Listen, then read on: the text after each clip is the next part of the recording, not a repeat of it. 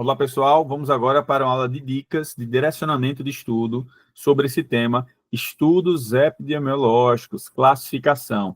Então, pessoal, esse é um tema de grande relevância, é chato, muitos alunos eles não estão preparados para classificar, saber conhecer esses estudos, tá certo? Na faculdade a gente não é bem preparado para isso, mas é muito importante, primeiro, para você entender como são as ferramentas de decisões clínicas, de decisões médicas, e também entender como são organizados esses estudos. Então, é um assunto de relevância para cair na prova? Provavelmente não, tá certo?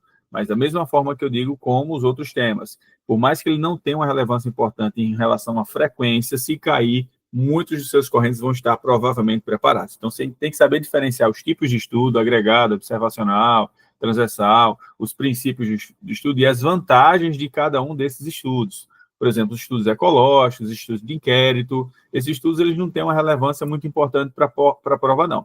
Mas o estudo coorte, sim. Talvez o estudo coorte você tem que dominar bem quais são as limitações, quais são as vantagens, assim como o estudo caso-controle. Então, você saber diferenciar o coorte do caso-controle, as vantagens e as limitações. São questões tradicionais, batidas em prova, você tem que dominar isso.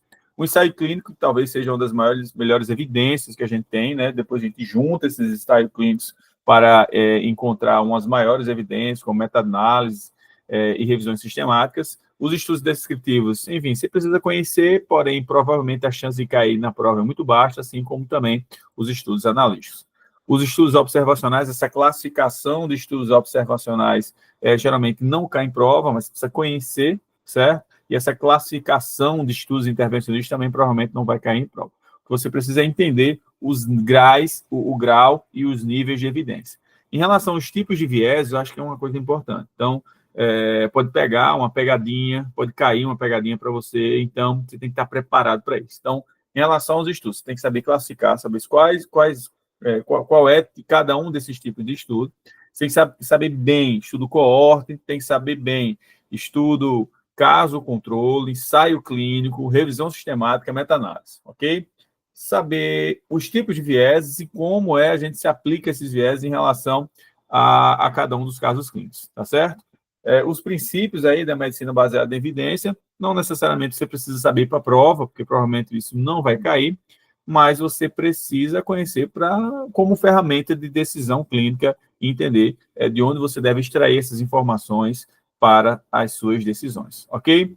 Aqui é a questão tradicional, que são os critérios de causalidade Hill, tem que saber bem, certo? Sobre força, sensação, quais são, você saber, uma relação causal, né, que, a partir desses critérios, então você precisa conhecer para classificar sobre esses estudos, beleza? Então, estudos epidemiológicos de classificação é um assunto importante, o grau de relevância na prova é baixo, não vai cair muito, mas você precisa dominar, porque é um assunto relativamente fácil comparado com os cálculos, né, com a análise estatística. Então, aqui, pelo menos você conhecer, classificar, talvez seja uma abordagem mais fácil da prova fazer e exigir de você em relação a esse conteúdo. Beleza?